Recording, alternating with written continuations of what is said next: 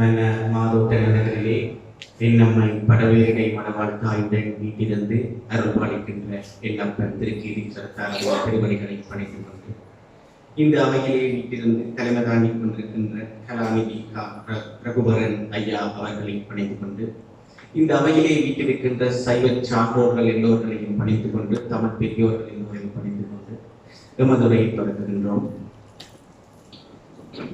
கலாநிதி ரகுபரன் ஐயா அவர்கள் எம்மை பற்றி ஒரு விளக்கம் தந்தார்கள். அது மிகுந்த விளக்கமாக இருக்கிறது என்ற ஐயத்தோடு அவர் எம்மை எப்போதும் தம்பி என்று அழைக்கலாம் என்ற உறுதியையும் வழங்கிக் கொண்டு எனதுரையை தொடங்குகின்றேன். அன்பர்களே, இன்றைய தலைப்பு இந்துபோல் ராசரத்தினம் அவர்களுடைய தூரநோக்கு சிந்தனை. அவருடைய தூரநோக்கு சிந்தனைகளை நாங்கள் இந்த அவையிலே காண வேண்டுமானால் அதற்கு முதலில் அவர் யார், அவர் வாழ்ந்த காலம் என்ன, அந்த காலத்தில் இருந்த இடர்கள் என்ன, அந்த இடர்களை அவர் எங்கனம் எதிர்ப்பு கொண்டார், எவ்வண்ணம் அதை விஞ்சி வெற்றி கண்டார், இவற்றை நாங்கள் பார்க்க வேண்டும். இவற்றின் ஊடாகத்தான் நாங்கள் அவருடைய தூர நோக்கை உய்த்துணரக்கூடியதாக இருக்கிறோம். எனவே இவருடைய வாழ்க்கையை நான் மேலோட்டமாக செல்ல போகின்றேன். அவ்வாறு செல்லும் போது இந்த தூரநோக்கு பார்வைகளை நான்காங்கே கொட்டி காட்டிக் கொண்டு செல்கின்றேன். அன்பர்களே, நாளை 12ஆம் தேதி, அதாவது 3ஆம் மாதம் 12ஆம் தேதி அவருடைய நினைவு தினம். 1970ஆம் ஆண்டு 3ஆம் மாதம் 12ஆம் தேதி அவர் சிவபதம் உற்றார். எங்களுடைய பத்தி எழுத்தாளர்கள், பத்திரிகையாளர்கள், தமிழ் கட்டுரையாளர்கள் எழுதும் போது பங்குனி 12ஆம் தேதி அப்படின்னு எழுதுவார்கள். பங்குனி 12, மார்ச் 12 ஒன்றல்ல. அப்படி என்றால் தை ஒன்றும் ஜனவரி ஒன்றும் ஒன்றாகும், ஏப்ரல் ஒன்றும் சித்திரை ஒன்றும் ஒன்றாகிவிடும். இது கொஞ்சம் கவனமாக இருக்கணும். இவருடைய பெரியோர்களுடைய காலங்களை எல்லாம் இவரை பற்றி கொஞ்சம் தேட வேண்டும் என்று சொல்லி தேடின எல்லா நூல்களிலும் அப்படித்தான் இருக்கிறது. பங்குனி என்றுதான் இருக்கின்றது. அதுபோல் அவருடைய பிறப்பு 4ஆம் தேதி 7ஆம் மாதம் 1884ஆம் ஆண்டு அவர் பிறந்தார், தோற்றம் பெற்றார். அதை கூட ஆடி என்றுதான் எழுதியிருக்கின்றார்கள். ஆனால் உண்மைப்படி இவர் கிரிக்கேரியன் இந்த கலண்டரில் தான் நாங்கள் அவருடைய தோற்றம், சிவபதமுற்ற நாள் இந்த ரெண்டையும் பார்க்கின்றோம். உண்மையிலேயே சைவ அமைப்புகள் அவருடைய அந்த இறைபதமுற்ற நாளை சைவ சார்புக்கேற்ப திதியாக எடுத்து அவருக்கு நாங்கள் அந்த நாளை அனுஷ்டிக்க வேண்டும் என்பதுதான் இங்கே நாம் வைக்கின்ற ஒரு கருத்து. அப்போ இப்படி 1884ஆம் ஆண்டு 7ஆம் மாதம் 4ஆம் தேதி அவர் இந்த இலங்கை மணி திருநாட்டிலே தோற்றமுற்ற போது விளங்கிய அந்த சமூக சூழலை நாங்கள் கொஞ்சம் விளங்கிக் கொள்ள வேண்டும். அவருக்கு முன்னால் ஸ்ரீ ஆறுமுகநாவலர் பெருமானார் இந்த நாட்டிலே நாம் செய்த தவப்பை நான் தோன்றி சைவத்தையும் தமிழையும் காப்பதற்காக தனது வாழ்க்கையே பரித்தியாகம் செய்து வாழ்ந்து பல சாதனைகளை ஈட்டியவர். மிஷனரிகள் எழுதியிருக்கின்றார்கள், இந்த தென்னாட்டிலே கொட்டின பணமெல்லாம் வீணாக போய்விட்டது. அதற்கு ஒருவர் தான் தனி மனிதராக நின்று ஆறுமுகநாவலர் ஆற்றிய பங்கு. ஆறுமுகநாவலருடைய காலம் 1822 1879 வரைக்கும். இவருடைய இந்த காலத்திலே 1834ஆம் ஆண்டு முதலாவது தோன்று அமைப்பின் பின்னர், ஆணைக்குழுவின் பின்னர் கல்விக்குழு உருவாக்கப்படுகின்றது. அது 1841 மீள ஸ்தாபிக்கப்படுகின்றது. அது கல்வி ஆய்வுக்குழுவாக அறியப்படுகின்றது. இந்த கல்வி ஆய்வுக்குழுவிலே முழுமையாக புரட்டஸ்டாண்ட் சமயத்தவர்கள் தான் இருந்தார்கள். அதனால் ஆங்கிலிக்கன் மிஷனுக்கும், வெஸ்லியன் மிஷனுக்கும், அமெரிக்கன் மிஷனுக்கும் முழுமையாக கல்வியை போதிப்பதற்கான ஏகபோக உரிமையை அவர்கள் வழங்கியிருந்தார்கள். வேறு யாருமே கல்வி கற்பிக்க முடியாது, பாடசாலைகள் நடத்த முடியாது. அப்படி நடத்தினாலும் அவைக்கு அங்கீகாரம் இல்லை. தரம் 5க்கு மேல் கல்வி கற்பிக்க முடியாது. 1 மைல் தூரத்துக்குள், அதாவது ஒரு மிஷனரி கல்லூரி பாடசாலை இருக்குமானால் அதிலிருந்து 1 மைல் தூரத்துக்குள் எந்த ஒரு பாடசாலையும் அமைக்கக்கூடாது. இப்படி பல கட்டுப்பாடுகள். ஒரு சாதாரண பாடசாலை ஒன்று ஒரு ஆசிரியர் மாணவர்களை கூப்பிட்டு போதிக்க வேண்டும் என்றால் 30 மாணவர்களுக்கு மேற்பட்டிருந்தால் தான் அதற்கு அனுமதி. இப்படி பல இடர்கள் இருந்த காலம். இதற்காக எங்களுடைய முன்னோர் கிறிஸ்தவ சமயத்தை தழுவினார்கள். சிலர் பஞ்சாட்சர கிறிஸ்தவர்கள் என்று சொல்லப்படுபவர்கள், அதாவது புறத்திலே கிறிஸ்தவர்களாயும் வீட்டுக்குள்ளே சைவர்களாயும் இருப்பார்கள். அப்படியான ஒரு பரம்பரையும் உருவானது. அவர்களுடைய எல்லோருடைய பேரும் ஒரு கத்தோலிக்க பேர் அல்லது புரொட்டஸ்டாண்ட் பேர்களை தாங்கி இருக்கும்.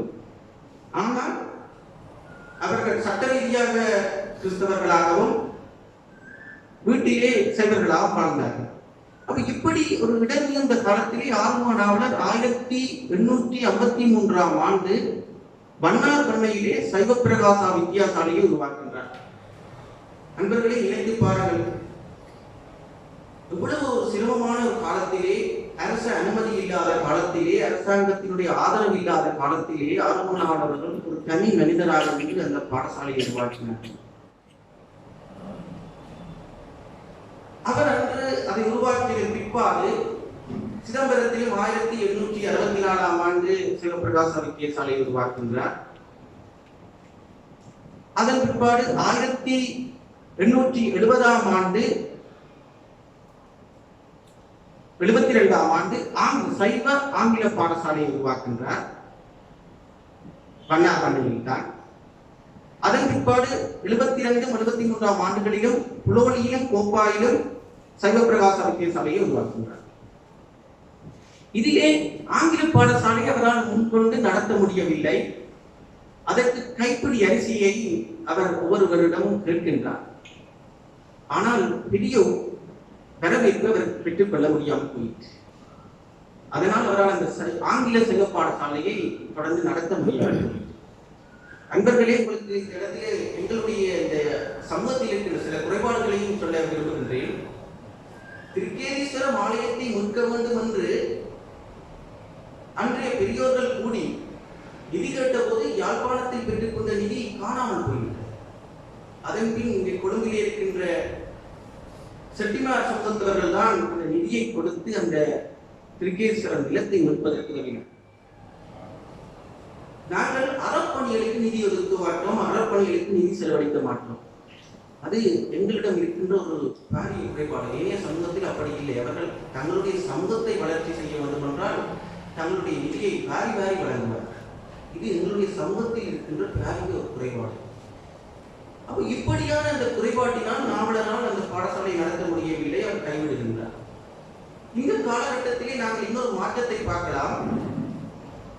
யாழ்ப்பாணத்தின் ஆயராக இருந்து கத்தோலிக்க ஆயராக இருந்து கொழும்புக்கும் கத்தோலிக்க ஆயராக பின் கடமையாற்ற வந்திருந்தவர் பிரெஞ்சு நாட்டைச் சேர்ந்தவர் கிறிஸ்டோபர் பெல்ஜியம் என்கின்றவர். ஆயர் என்ன செய்தார்கள்? அவர் அதாவது புரொட்டஸ்டாண்ட் சமயத்துக்கு மட்டுமே முன்னுரிமை கொடுக்கப்பட்டிருந்ததனால் கத்தோலிக்கர்களுக்கான முன்னுரிமை இருக்கவில்லை. எனவே கத்தோலிக்கர்கள் பள்ளிக்கூடம் நடத்துவதற்கு, மிஷனரிகள் ஊடாக பள்ளிக்கூடம் நடத்துவதற்கு, பாடசாலைகளை நடத்துவதற்கு அரசாங்கம் ஆதரவு தர வேண்டும் என்று முயற்சிக்கின்றார், அழுத்தங்களை பிரயோகிக்கின்றார். அதன் பயனாக 1865ஆம் ஆண்டு, அதாவது ஏற்கனவே 1841ஆம் ஆண்டில் இந்த சபை கலைக்கப்பட்டு ஒரு ஆய்வுக்குழு அதற்கு உருவாக்கப்படுகின்றது. அந்த ஆய்வுக்குழு கொடுத்த ஆலோசனை என்னவென்றால், சகல மதத்தவர்கள் தங்களுடைய மத கல்வியை கற்பதற்கு பாடசாலைகளை நடத்த வேண்டும் என்றும் அதற்கு அரசாங்கம் உதவி செய்ய வேண்டும் என்றும் அந்த ஆலோசனைக்குழு அறிவுரை வழங்கியது. அந்த அறிவுரைக்கு அமைவாக 1869ஆம் ஆண்டு ஏற்கனவே இருந்த அந்த கல்வி ஆய்வுக்குழு கலைக்கப்பட்டு புதிய சபை உருவாக்கப்படுகின்றது. அது டிபார்ட்மெண்ட் ஆஃப் பப்ளிக் இன்ஸ்ட்ரக்ஷன் என்று அழைக்கப்படுகிறது. மக்களுக்கு அறிவூட்டும் திணைக்களம். அதுதான் கல்வி அமைச்சாக மாற்றப்பட்டுள்ளதாக உருமாற்றம் பெற்றதாக அறிவிக்கிறார். 1869 ஆண்டு ஒரு தளர்வு வருகின்றது. ஆனால் அந்த தளர்வு கத்தோலிக்கத்துக்கு ஆதரவாக பெரும்பாலும் அமைகின்றதை ஒழிய சைவ சமயத்தவர்களுக்கோ பௌத்தர்களுக்கோ, அதாவது சுதேசிய சமயத்தவர்களுக்கு ஆதரவாக பெரிதாக இருக்கவில்லை. 1919 ஆண்டு தேசாதிபதியுடைய அதிகாரங்கள் குறைக்கப்படுகின்றது.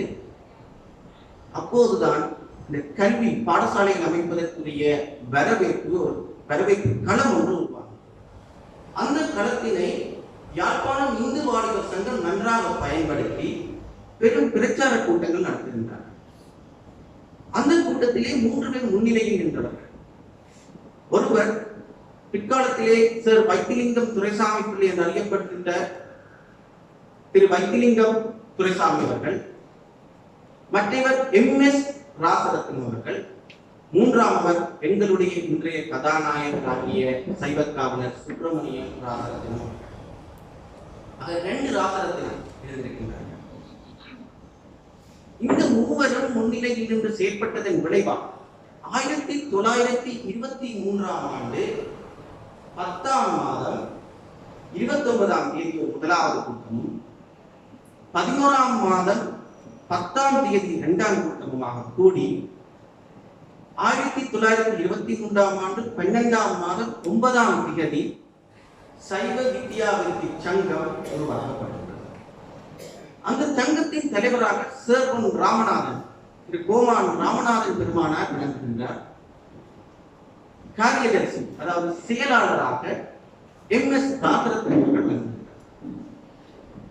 அவரோடு எங்களுடைய இன்றைய கதாநாயகர் சுப்பிரமணியம் ராசரத்னம் அவர்கள், சார் வைத்திலிங்கம் துரைசாமி அவர்கள், S கந்தையா என்பார்,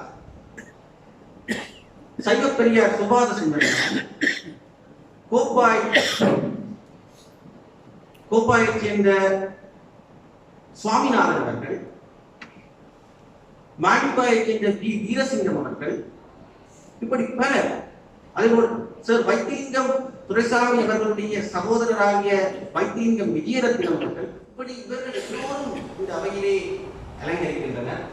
இந்த சபை சைவ வித்யாவிருத்தி சங்கம் தொடங்கப்பட்டு முதலாவது பாடசாலையாக மாதவன் விக்னேஸ்வரா வித்யாலயம் தொடங்கப்பட்டது. பிள்ளையாசிரியை அன்று அவர்கள் இருக்கின்றார்கள்.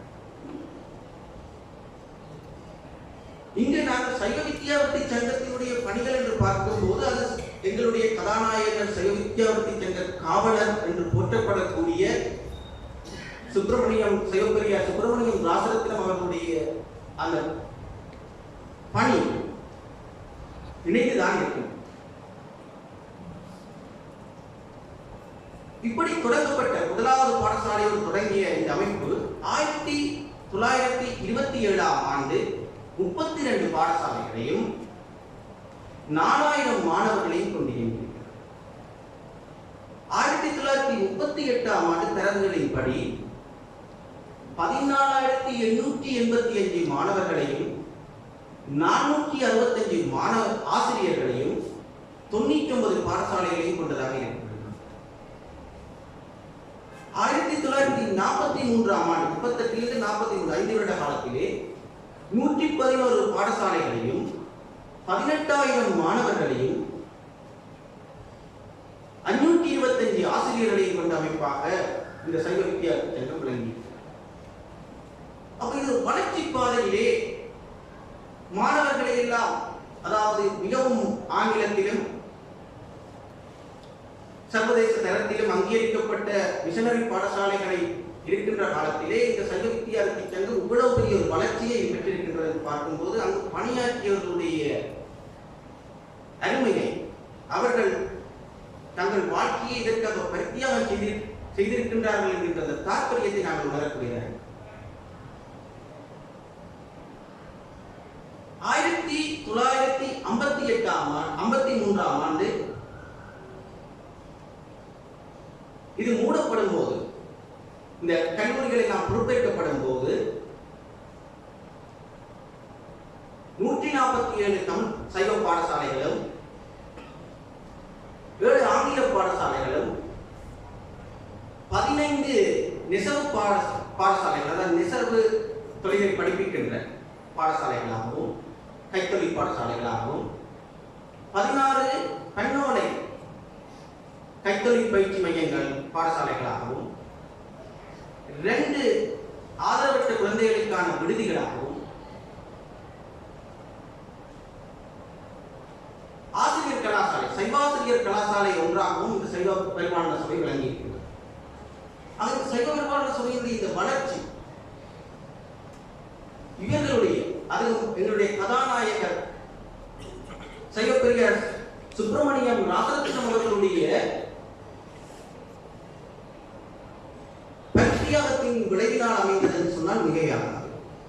அவருடைய தூர நோக்கு இங்கு எங்கு வருகின்றது என்று சொன்னால், அன்றைய காலத்திலே என்னதான் இருந்தாலும் பாடசாலைகளை நடத்துவதற்கு அரசியலிலே இருந்து, அதிகாரத்தில் இருந்து சில அனுமதிகளை பெற வேண்டியிருக்கின்றது.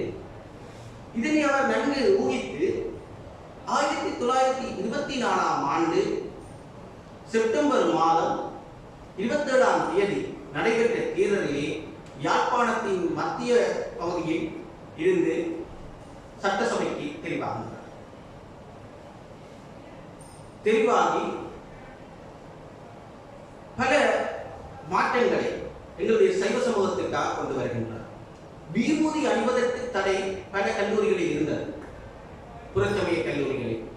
அதனை அவர் நீக்குவதற்கு சட்டசபையிலே குரல் கொடுத்து நீக்குகின்றார். அதாவது எல்லோரும் தங்கள் தங்கள் சமய சின்னங்களோடு பாடசாலைகளுக்கு சென்று கல்வி கற்க முடியும் என்கின்ற அரச அனுமதி வருகின்றது. அதுபோல் ஒரு மைல் தூரத்திற்குள் எந்த ஒரு பாடசாலை, ஒரு மிஷனரி பள்ளிக்கூடம் இருக்கின்றால் அதிலிருந்து ஒரு மைல் தூரத்திற்குள் எந்த ஒரு பாடசாலையும் இருக்கக்கூடாது என்கின்ற அந்த விதியையும் அவர் ஏனைய சுதேசிய சகோதரின அரசியல் வல்லுநர்களுடன் சேர்ந்து நின்று அழுத்தம் கொடுத்து அதனையும் கைவிட செய்கின்றார். அதாவது அரசாங்கம் அதற்கும் அனுமதி அளிக்கின்றது. இப்படி அவர் சாதித்தவர் பல. அதற்கு அவர் கையாண்டது அரசியலை. அது அவருடைய தூர நோக்காக. எப்போது சைவ வித்யாவிற்கு சங்கம் தொடங்கப்பட்டதோ அந்த சைவ வித்யாவிற்கு சங்கத்தை வளர்ப்பதற்கு அரசியலில் அதிகாரம் வேண்டும் என்கின்ற உணர்வு அவரிடம் தோன்றியது. அதன் பயனாக அவர் சட்டசபைக்கு சென்று வெற்றியெல்லாம் மாற்றக்கூடிய ஒரு சந்தர்ப்பம் வாய்ப்பு. அது மட்டுமல்லாமல் நாங்கள் நாவலருடைய காலத்திலே பார்க்கலாம். நாவலர் அன்றைய காலத்திலே எல்லோருக்கும், அதாவது சமயம் என்று வந்தால் சாதிகள் பாராது எல்லோருக்கும் அந்த கல்வி இருக்க வேண்டும் என்ற கருத்திலே இருந்திருக்கின்றார். பிறப்பினால் சாதியிலே என்ற கருத்தை இலங்கையிலே முதலிலே விதைத்தவர் ஸ்ரீ ஆர்மோனாவலர் பெருமாள். இன்று சிலர் சைவ வினாவலையை பார்த்துவிட்டு வந்து தவறாக சில கருத்துக்களை முன்வைப்பார்கள். அது ஆகமத்தில் இருப்பதை அப்படியே எந்த ஒரு வியாக்கியானமும் விளக்கமும் இல்லாமல் சுருக்கியே எழுதி கொடுத்த ஒரு நூல். ஆனால் ஆர்மோனாவலர் சாதி என்கின்ற கருத்தை முன்வைக்கும் போது சாதி பிறப்பினால் இல்லை என்று பெரிய புராண வசனத்திலே, உண்மை நாயனார் புராணத்திலே தெரிவிக்கின்றார். முதல் சாதி என்பவர் ஞானாச்சாரியர், இரண்டாம் சாதி என்பவர் கிரியாச்சாரியர், மூன்றாம் சாதி என்பவர் இரண்டாம் சாதி என்பவர் யோகாச்சாரியர், மூன்றாம் சாதி என்பவர் கிரியாச்சாரியர், நான்காம் சாதி என்பவர் சரியாச்சாரியார் சொல்லி இவரெல்லாம் குருலிங்க சங்கம வழிபாட்டில் ஈடுபடுகின்றார்களோ அவர்கள் எல்லாம் முதற் சாதியினர் அப்படின்னு சொல்கிறார். இது உண்மை நாயனார் புராணத்திலே இருக்கின்றது. அன்பர்கள் யாருக்கும் சந்தேகம் இருந்தால் அந்த பெரிய புராண வசனத்திலே உண்மை நாயனார் புராணம் எடுத்து படித்தால் தெரியும். அது பிறப்பினாலே சிவவழிபாட்டு திறத்தினால் என்கின்ற கருத்தை முன்வைத்தால் அது முதலிலே இலங்கையிலே வைக்கப்பட்ட கருத்து. இந்தியாவில் கூடக்கூடிய ஒரு கருத்து தோன்றியது. அதன் பிற்பாடு எங்களுடைய கதாநாயகராகிய சுப்பிரமணியம், இன்றைய கதாநாயகராகிய சுப்பிரமணியம் ராசரத்னம் அவர்கள் சைவப்பெரியார் அவர்கள் எல்லோருக்கும் கல்வி.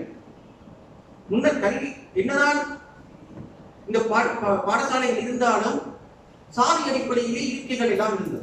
அவற்றையெல்லாம் நீக்கி எல்லோருக்கும் சமபந்தி, எல்லோரும் சம ஆசனம், என்று சைவ வித்யாவிற்கு சங்கத்தினூடாக அமலாக்குகின்றார், நடைமுறைக்கு கொண்டு வருகின்றார்.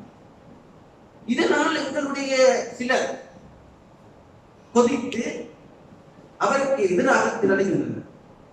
அப்படி திரண்டதனால் 7 பாடசாலைகள் எரிக்கப்பட்டிருக்கின்றன.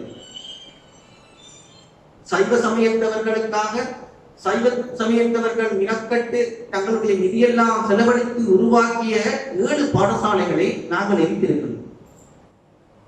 யாழ்ப்பாண நூலகம் பெரும்பான்மை இனத்தவரால் எரிக்கப்பட்டிருக்கின்ற என்று நொந்து கொள்ளுகின்ற நாங்கள் 7 பாடசாலைகளை எரித்த வரலாற்றையும் மூடி மறைத்திருக்கின்றனர். தலைமை ஆசிரியர்களுடைய வீடுகள் எரிக்கப்பட்டிருக்கின்றன. அப்ப இப்படிப்பட்ட மாற்றங்கள் செய்வதற்கு மிகவும் இடரான காலத்தில் மாவட்டபுரம் கந்தசாமி கோயிலே ஆலயத்திற்குள் நுழையக்கூடாது என்கின்ற தடைகள் எல்லாம் இருந்த காலத்திலே இவர் கல்வியிலே நாவலருடைய அந்த கருத்தை நடைமுறைக்கு கொண்டு வந்த கதாநாயகராக இந்த நாட்டிலே விளங்குகின்றார். இதனை நிச்சயமாக தமிழர்கள் எல்லோரும் கொண்டாட வேண்டிய ஒரு விடயம். அது மட்டுமல்ல, ஆண்களுக்கும் பெண்களுக்கும் கல்வி நேரங்கள் இந்த காலத்திலே பெண்களும் கற்க வேண்டும் என்று சேர்வன் ராமநாதனுடைய கருத்திற்கு அமைவாக சுப்பிரமணியம் ராசரத்னம் சிவப்பெரியார் அவர்கள் அதை நடைமுறைக்கு கொண்டு வருகின்றார். மகேஸ்வரி வித்தியாலயம் என்கின்ற ஒரு வித்தியாலயம் அமைப்பதற்காக அவர் நிதியில்லை என்று நின்றபோது 300 ரூபாய் தேவைப்பட்டது. மாணிக்கம் என்கின்ற ஒரு தலைமை ஆசிரியர் சொன்னார், 300 ரூபாயில் இருந்தால் ஒரு பாடசாலையை உருவாக்கி விடலாம். அப்போது அவருடைய நிதி இருக்கவில்லை. நிதி தேவை என்று சொன்ன போது ஒருவர் தன்னுடைய வீட்டையே அடமானம் வைத்து அந்த பணத்தினை கொண்டு வந்து இவர்கள் கையில் ஒப்படைக்கின்றார். இதனை ராசரத்னம் அவர்கள் பதிவு செய்திருக்கின்றார். அப்போ அவர்தான் கொண்டிருந்த நம்பிக்கையை நாங்கள் பார்க்கணும். அது அவருடைய தூரநோக்கு சிந்தனைகளால் அவர் செயற்படுத்தின பல்வேறு செயல்களினூடாக மக்களிடம் பெற்ற வரவேற்பு. அன்பர்களே, நான் ஏற்கனவே சொன்னது போல் இவர் அரசியலிலே எங்களுடைய சமூகத்திற்காக அரசியலுக்கு சென்றிருந்த போதும் மதுவிலக்கை கொண்டு வந்தார். தென்மராட்சி பகுதியிலும் பலிகாமம் கிழக்கிலும் ஏற்கனவே இருந்த மதுவிலக்கை நாடு முழுவதும் மதுவிலக்காக இருக்க வேண்டும் என்ற கருத்திலே சட்டசபையிலே முன்வைத்துக் கொண்டிருந்தார். இப்படி முன்வைத்துக் கொண்டிருந்ததனாலும் அனைவரும் கல்வி கற்கலாம், சாதி பேதங்கள் இன்றி அனைவரும் கல்வி கற்கலாம் என்கின்ற நடைமுறையை செயற்படுத்திக் கொண்டிருந்ததனாலும் முன்னின்று செயற்படுத்திக் கொண்டிருந்ததாலும் யாழ்ப்பாணத்தில் பலருடைய ஆதரவையும் அவர் இழந்திருக்கின்றார். அதனை நாங்கள் 1931ஆம் ஆண்டு நடைபெற்ற தேர்தலில் காணக்கூடியதாக இருக்கின்றோம். அருணாச்சலம் மகாதேவா, சேர்வன் அருணாச்சலம் அவர்களுடைய மாணாய அருணாச்சலம் மகாதேவா அவர்களை யாழ்ப்பாணத்தில் இவருக்கு எதிராக இவர் போட்டியிட்ட இடத்திலே கொண்டு வந்து நிறுத்துகின்றார்கள். சேர்வன் அருணாச்சலம் அவருடைய மகனாகிய அருணாச்சலம் மகாதேவா அவர்கள் 10,627 வாக்குகளை பெற்றார். இவர் 6,110 வாக்குகளை தான். இதனால் அவர் அரசியலில் தோல்வி. நண்பர்களே, நாங்கள் எவ்வளவு எங்களுடைய சமூகம் எவ்வளவு பின்தங்கி இருந்திருக்கின்றது என்று பாருங்கள். இந்த நாட்டிலே எங்கள் சமூகத்திலே ஆணும் பெண்ணும் கல்வி கற்க வேண்டும், சாதி வேதங்கள் என்று எல்லோரும் கல்வி கற்க வேண்டும், மதுவிலக்கு இருக்க வேண்டும் போன்ற உன்னதமான கருத்துக்களை கொண்ட தலைவரை நாங்கள் தூக்கி எறிந்திருக்கின்றோம். தமிழ்நாட்டிலே சொல்வார்கள் காமராஜரை தூக்கி எறிந்தார்கள் என்று. நாங்கள் இங்கு ஒரு மகானையை தூக்கி எறிந்திருக்கிறோம். இப்படி இவருடைய இந்த காலத்திலே பாடசாலைகளை நடத்தி கொண்டிருந்த போது அவருடைய தூரநோக்கு சிந்தனையில் ஒன்று படுகின்றது. அதாவது நாவலர் அவர்களுடைய ஒரு வசனம், அதனை நாவலர் அவர்கள் யாழ்ப்பாண சமயநிலை என்று 1872ஆம் ஆண்டு ஒரு அறிக்கை வெளியிடுகின்றார். அதனை இவர் சைவ சமயநிலைக்கு ஒரு விஞ்ஞாபனம் அப்படின்னு சொல்லி ஒரு அறிக்கையை 1939ஆம் ஆண்டு வெளியிடுகின்றார். அதை இதனை அவர் சுட்டிக்காட்டுகின்றார். இந்த யாழ்ப்பாண சமய நிலையிலே நாவலர் சொல்லிய விடயங்களே அதிலே நாவலர் சொல்கின்றார், ஊர்தோறும் பள்ளிக்கூடங்கள் ஸ்தாபித்து உங்களுக்குள்ளே கல்வி, அறிவு, ஒழுக்கங்களில் சிறந்த மேலோர்களை கொண்டு நடத்துவீங்கள். கல்வி, அறிவு, ஒழுக்கம். கல்வியும் அறிவும் வேறு வேறுதான். கற்றதனாய பயனென்கொள் வாழறிவான் நெற்றார் தொடராரணி. ஆக கல்வி என்பது வேறு, அறிவு என்பது வேறு. செம்பொருள் காண்பது அறிவு, மெய்ப்பொருள் காண்பது அறிவு, இப்படி என்று திருக்குறளிலே நாங்கள் அறிவை பற்றி காணலாம். அப்ப நாவலர் அவர்கள் எப்படி சொல்கின்றார்கள் சொன்னால், கல்வி இருக்க வேண்டும். அந்த கல்வியால், கல்வியின் பயனால் சைவ சமயத்திலே நிற்கக்கூடிய அந்த சமய பக்தி இருக்க வேண்டும். ஒழுக்கத்திலே சிறப்பானவர்களாக இருக்க வேண்டும். இந்த 3 தன்மையுள்ள ஆசிரியர்களை கொண்டு நடத்தி வைக்க சொல்லி சொல்கின்றார். இதனை நன்குணர்ந்த எங்களுடைய கதாநாயகர் சைவப்பெரிய சுப்பிரமணியம் ராசரத்னம் அவர்கள் 1928ஆம் ஆண்டு 10ஆம் மாதம் 10ஆம் தேதி விஜயதசமி அன்று சைவாசிரியர் கலாசாலையை நிறுவுகின்றார். இந்த சைவாசிரியர் கலாசாலையிலே அதே ஆண்டு அந்த குறைந்த மாத காலத்திலேயே 18 பேர் ஆசிரியர்களாக தேர்வாகின்றார்கள்.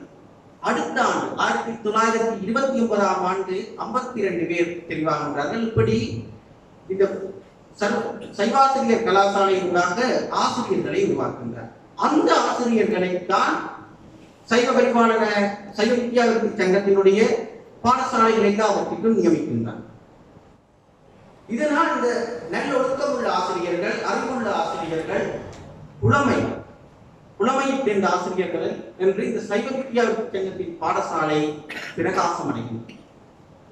இது அவருடைய தூர நோக்கி விளைந்த ஒரு பயன். 1963ஆம் ஆண்டு தை மாதம் தைப்பொங்கலை அடுத்து கல்வி திணைக்களத்தின் பணிப்பாளருடைய கட்டளையின் பிரகாரம் இந்த சைவாசிரியர் கலாசாலை கலைக்கப்படுகிறது. அதுவரை இந்த பாடசாலை 1500 ஆசிரியர்களை உருவாக்கி. இப்படி இந்த சைவாசிரியர் கலாசாலை என்பது நிச்சயமாக இன்று கூட எங்களுக்கு தேவையான ஒன்றாகத்தான் இருக்கின்றது. ஏனென்றால் எங்களுடைய சமய பாரம்பரியங்களை சரியான முறையிலே போதிக்கின்ற கலாசாலைகள் இல்லை, ஆசிரியர் கலாசாலைகள் இல்லை. ஆனால் நாங்கள் செய்த துரதிர்ஷ்டத்தினால் அது இல்லாமல் போயிட்டு, இவையெல்லாம் அவருடைய தூர நோக்கம், எங்களுடைய தூர நோக்கம் உண்மையாலும் விளைந்தது. நிச்சயமாக அவர் அரசியலில் இருந்திருந்தார் என்றால் இவற்றையெல்லாம் நடைமுறைக்கு கொண்டு வந்திருக்க மாட்டார். மிகப்பெரும் ஒரு தடையாக விளங்கியிருப்பார் என்று நான் நினைக்கின்றேன். ஏனென்றால் நீங்க பார்க்க வேண்டும், 1958ஆம் ஆண்டு இந்த பாடசாலைகள் எல்லாம் கையேற்றப்படும் போது 147 பாடசாலைகள், சைவ தமிழ் பாடசாலைகள், 7 ஆங்கில பாடசாலைகள்,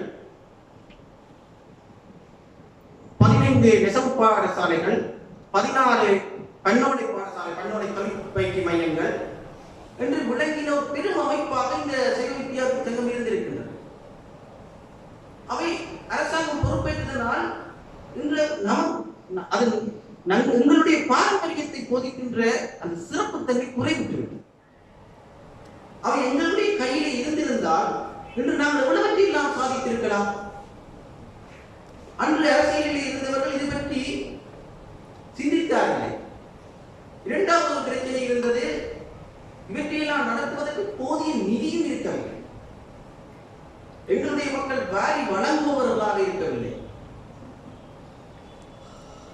பாரியை கேள்விப்பட்டிருக்கின்றோம், ஆனால் எங்களுடைய சமூகத்திலே பாரி என்று சொல்லப்படுகின்ற அந்த கொடை வள்ளல்கள் அன்றைய காலத்தில் இருக்கவில்லை. அதனால் அவர்கள் கையெழுத்து விட்டால் சிறப்பு என்று நினைத்திருக்கின்றார்கள்.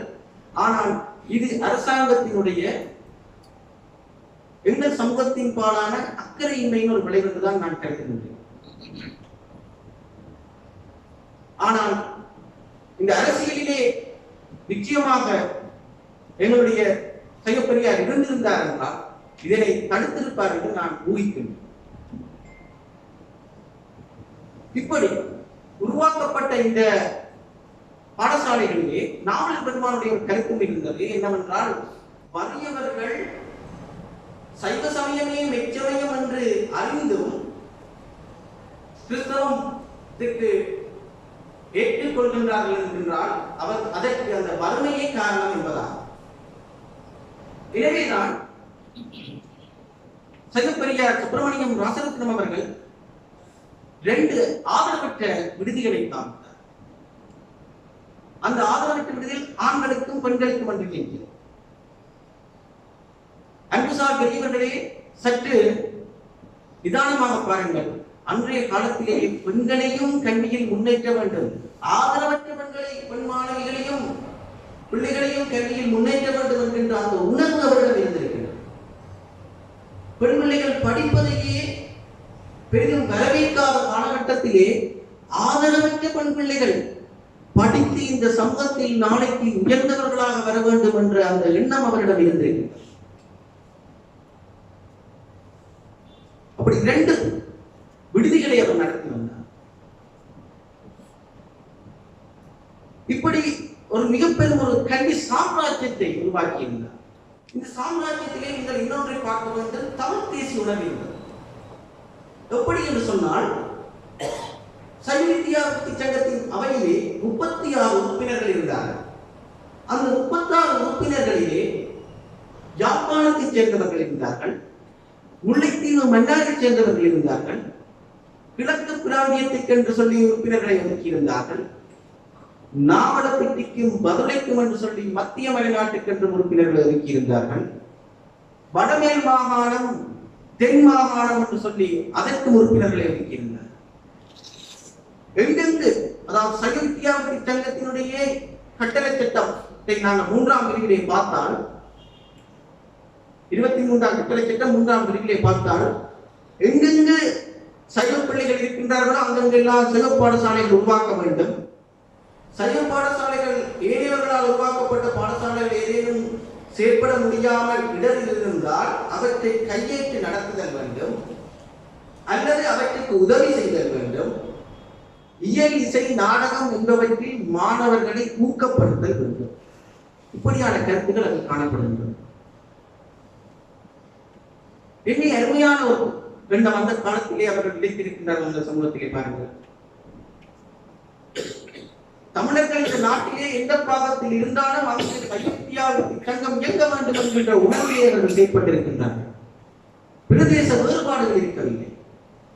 அப்ப தூர நோக்கை பிரதேச ரீதியாக புரியக்கூடிய எங்கள் சமூகத்தை அன்றே அவர்கள் சிந்தித்து பிரதேச வேறுபாடுகளால் தமிழர்கள் பிரிந்துவிடக் கூடாது என்கின்ற உணர்விலே அவர்கள் அந்த கல்வியை ஸ்தாபித்திருக்கின்றார்கள் என்போது அவர்களுடைய தூரநோக்கு பார்வை நாங்கள் தலை சாய்த்து வணங்க வேண்டிய ஒரு தூரநோக்கு பார்வை. இப்படி எங்களுடைய சைவப்பெரியாருடைய பணிகளை இந்து போல் ராசரத்தினம் என்று போற்றும் அளவுக்கு அவர் சைவ வித்தியாபக்தி சங்கத்தின் காவலராக, அதனுடைய மிக பெரும் அங்கமாக, தனது வாழ்க்கையை சங்கத்திற்காக பரித்தியாகம் செய்தவராக விளங்கியிருக்கின்றார். நான் ஏற்கனவே சொன்னது போல் ஆரம்பத்திலே MS ராசரத்னம் என்கின்ற ஒருவர் இருந்தார். ஆதலால் தான் என்னவோ செய்யவில்லை, இதற்கு ஒரு அடைமொழி என்று தேவைப்பட்டிருக்கிறது. இரண்டாவது, இவர் சைவ வித்தியாபக்தி சங்கத்திற்கு தன்னை அர்ப்பணித்து செயற்பட்ட அந்த தனது வாழ்க்கையை தியாகம் செய்து செயற்பட்ட அந்த அவருடைய வாழ்வியலின் பெருமதியினால் சைவ வித்தியாபக்தி சங்கம் ஆங்கிலத்திலே ஹிந்து எஜுகேஷனல் போர்டு அப்படி என்று அழைக்கப்பட்டது. அதன் காரணமாக இந்து போர்டு ராஜரத்னம் என்கின்ற போற்றும் அளவுக்கு உயர்ந்திருக்கின்றார்.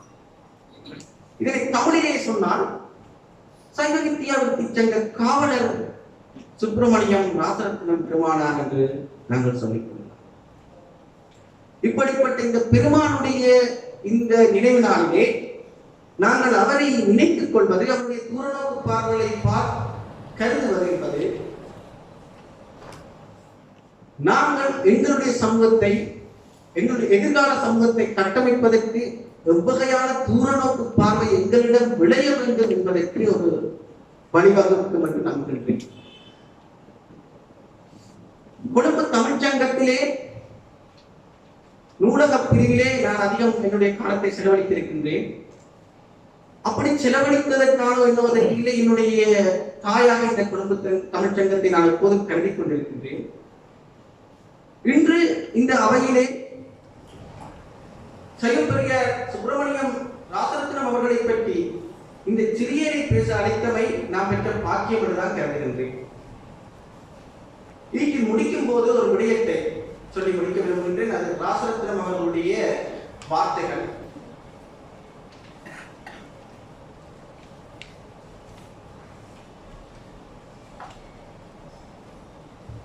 அரசியலில் அவர் இருந்தபோது பல்கலைக்கழகம் அமைப்பது பற்றிய ஒரு ஆராய்வு கூட்டம் நடைபெற்றது. அதிலே ராசரத்னம் அவர்கள் அருமையான ஒரு கருத்தை விதைத்தார். பல்கலைக்கழகம் ஓரினத்தவருக்கோ ஒரு பிரதேசத்தவருக்கோ பயன் தராமல் இலங்கையர் எல்லோருக்கும் பயன் தருவதாய் அமைதல் வேண்டும். இவ்வாறாயும் காலி நகரத்தை நாம் கருத்தில் கொள்ள வேண்டும். நண்பர் E.W. பெரரா அவர்கள் தேசிய மனப்பான்மையில் யாழ்ப்பாணத்தாரின் படிப்பு ஆழத்தை பற்றி வியந்து கூறினார். நான் யாழ்ப்பாணத்தின் ஒரு பகுதியின் பிரதிநிதியானாலும் இலங்கை முழுவதற்கும் பொதுவாக அமைந்த இந்த மண்டபத்தை எல்லோருடைய நன்மையையுமே எடுத்துக் கூற வேண்டும். என்ன அருமையான தேசிய கொள்கையை விட்டுக் கொடுக்கின்ற மனப்பான்மையை எல்லோரும் சேர்ந்து இயங்க வேண்டும் என்கின்ற எண்ணத்தில் எங்களுடைய சைவப்பெரியார் விளங்கி இருக்கின்றார். ஆனால் இன்றைய காலகட்டத்தில் நாங்கள் தேசிய ரீதியாகவும் சிந்திக்கவில்லை, எங்களுடைய சமூகம் ரீதியாகவும் சிந்திக்கவில்லை. இவற்றையெல்லாம் விடுத்து பிரதேச ரீதியாகவும் வகுப்பு வாரியாகவும் மதங்கள் வாரியாகவும் நாங்கள் பிளவுபட்டுக் கொண்டிருக்கின்றோம். இந்த காலத்தில் எங்களை எல்லாம் இணைக்கக்கூடியது தமிழ், தமிழர் என்கின்ற உணர்வு. அந்த உணர்வு சைவ பாரம்பரியம் என்றாலும் சரி, ஏனைய புறச்சமய பாரம்பரியங்கள் என்றாலும் சரி, இந்த உணர்வில் நின்று எங்களுடைய பண்பாடாகிய சைவ பாரம்பரியத்தை காத்தவாறு நாங்கள் முன்னோக்கி நகர வேண்டும். இவற்றுக்கு சுப்பிரமணியம் ராசரத்னம் அவர்களும் பல கருத்துக்களை முன்வைத்திருக்கின்றார். அவர் முன்வைத்த கருத்துக்களில் ஒன்று சைவ வித்தியாவிற்கு சங்கம் சைவ சமயத்திற்குரிய பழுதுகளை கலைகின்ற சங்கமே ஒழிய புறச்சமயங்களை எதிர்க்கும் சங்கம் அல்ல அப்படி என்று. அப்ப இந்த கருத்துக்களை நாங்கள் ஊன்று நின்று எங்களுடைய சமூகத்தை இப்பெரியாருடைய வாழ்க்கையில் இருந்து பார்த்து முன்னோக்கி நகர்த்த வேண்டும். தூர நோக்கில் நாங்கள் எவற்றாலும் நாங்கள் புறக்கணிக்கப்படலாம். கல்வியில் நாங்கள் உயர்ந்து விட்டால், கல்வியால் எங்கள் சமூகத்தை கட்டியெழுப்பி விட்டால் நாங்கள் வீழ்வதற்கு வாய்ப்பில்லை என்ற கருத்தை முன்வைத்து இந்த அருமையான சந்தர்ப்பத்தை தந்த கொழும்பு தமிழ் சங்கத்துக்கு நன்றி கூறி, இப்படிப்பட்ட ஒரு பெரியாரை நினைவு கூறிக்கொண்டு வருகின்றமை கொழும்பு தமிழ் சங்கத்தின் அருமையான பணிகளில் மகுடம் என்று கூறி விடைபெறுகின்றேன். நன்றி.